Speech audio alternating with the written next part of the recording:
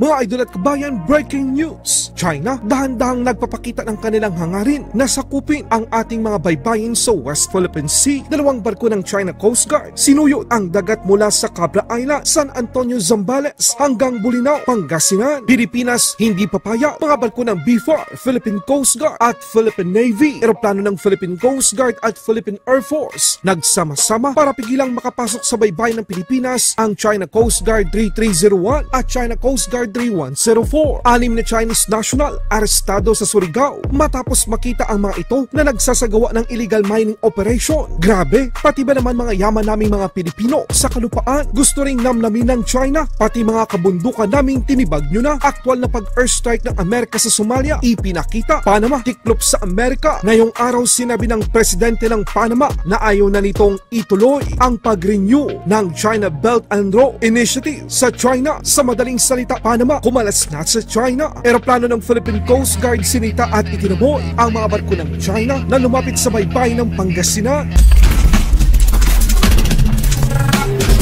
Pananakop ng China, sinisimula na nila. Pilipinas, hindi papaya. Dalawang Chinese Coast Guard na mataan na lumapit sa Cabra Island at hanggang Bolinao, Pangasinan. Ayon sa Philippine Coast Guard, nadetect nila ang China Coast Guard 3301 at China Coast Guard 3104. 34 nautical miles ang layo sa baybayin ng Pangasinan. Sa ating monitoring mga kabayan, ang mga barko ng China Coast Guard ay naglalayag habang nakapwesto naman ang dalawang barko ng BFAR, ang BRP Dato Tamblo at Philippine Coast Guard BRP Cabra upang hindi makalapit sa territorial waters ng Pilipinas ang mga barko ng China. Dagdag pa dito mga kabayan, Armed Forces of the Philippines naglunsad din ng barkong pandigma ang BRP Conradoya PS-39 at eroplanong mandirigma ang FA-50 ng Philippine Air Force upang palakasin pa ang seguridad ng bansa bilang suporta sa panawagan ni Pangulong Marcos Jr. na itiglan ng China ang kanilang maagresibong pag-uugali sa West Philippine Sea. Sa ibang balita naman mga kabayan, mga Chinese na pasaway, isa-isang pinapanagot ng batas ng Pilipinas. Anim na Chinese national naman ang nahuli sa Surigao City dahil sa illegal na mining operation. Grabe ito mga Chinese mga kabayan. Hindi lamang dagat natin ang kanilang sinisira, gustong lantakin pati ba naman mga nakatago nating yaman sa ating mga kabundukan. Sila din ang sumisira at nakikinabang. Kinumpirma ng Provincial Chief ng Criminal Investigation and Detection Group o CIDG ng Surigao del Norte na anim sa mga Chinese national ang kanilang nahuli sa pag-serve nila ng search warrant sa mga nagmamanage at nagkokontrol sa dalawang mga gold processing plants sa Barangay Rizal at Barangay Tugbungon sa Surigao City. Nakumpiska mula sa nasabing mga processing plants ang mga gamit sa gold processing, mga chemicals at mga raw gold materials na nasa kustodiya na ng Mines and Geoscience Bureau. Kinumpirma din ng opisyal na may ipinakitang ID at passport ang nahuling mga Chinese national na iginigit na sila ay turista lamang, ngunit sila ay naaktuhan na nakasuot ng bota at sila ay nasa mining area. Masakit para sa mga Pilipino na tayo ang sumasalo at dumudusa ng galit ng kalikasan. Pero itong mga Chinese ang nagpapakasarap dahil sa kanilang nakukuhang mga nakabaong yaman. Sa ibang balita, sa mga nagsasabing duda sila sa pag-ataking inilunsad ng Amerika sa Somalia, ito na po ang patunay. Puwersa ng Amerika ipinakita ang pag-ataking kanilang ginawa laban sa leader ng mga ISIS sa Somalia nitong ika-1 ng Pebrero ng taong kasalukuyan. Makikita ang matinding pagsabog sa lugar. Tama nga ang sinabi ni President Trump, hahanapin at tutugisin nito ang mga pilit gumagambala sa Amerika at sa mga kaalyado nito.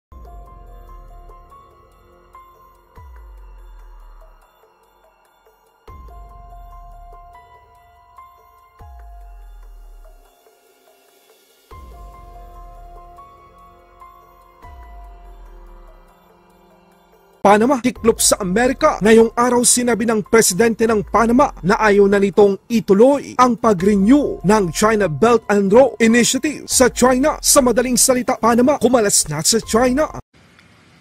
Una cosa importante, que es una decisión que adopté y se la comuniqué.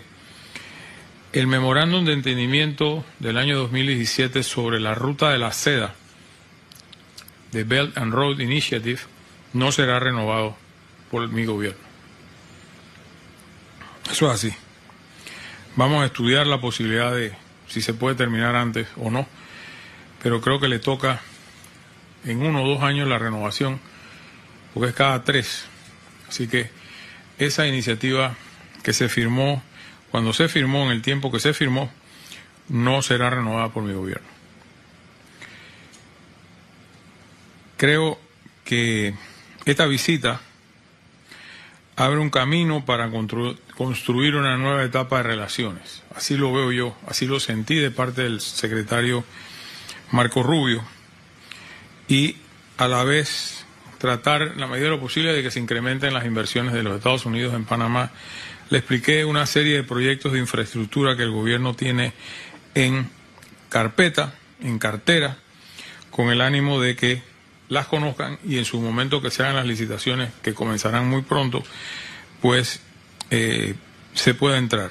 Ipinakita naman ng Philippine Coast Guard ang paglunsad ng kanilang eroplano upang hamunin at sitahin ang mga barko ng China na ang lapit na sa probinsya ng Pangasinan.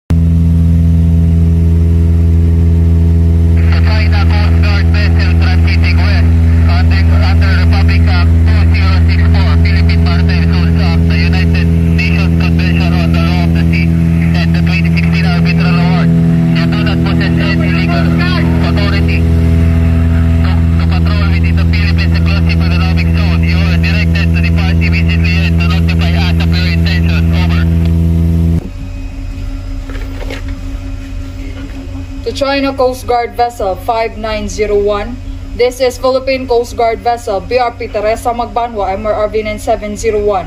In accordance with the Republic Act 12064, the Philippine Maritime Zones Act, the United Nations Convention of the Law of the Sea, to which you are a party, and the 2016 Arbitral Award, we are conducting maritime law enforcement operation.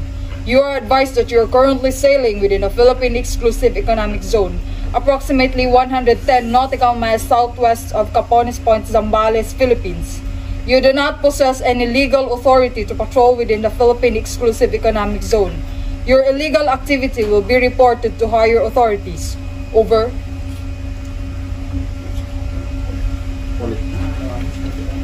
To China Coast Guard Vessel 5901, this is Philippine Coast Guard Vessel BRP Teresa Magbanwa MRRV 9701. In accordance with the Republic Act 12064, the Philippine Maritime Zones Act, the United Nations Convention of the Law of the Sea, to which you are a party, and the 2016 Arbitral Award, we are conducting maritime law enforcement operation. You are advised that you are currently sailing within the Philippine Exclusive Economic Zone, approximately 110 nautical miles southwest of Capones Point, Zambales, Philippines.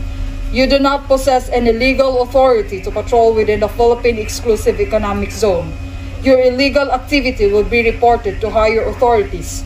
Over. Philippine Coast Guard, Vessel 9701. This is China Coast Guard, Vessel 5901. I'm performing law enforcement duties on the jurisdictional waters of the People's Republic of China in accordance with the law. The so-called award for the South China Sea arbitration is illegal and invalid. China neither accepts nor recognizes. China firmly upholds its territorial sovereignty and maritime rights and interests in the South China Sea. Laban Pinas.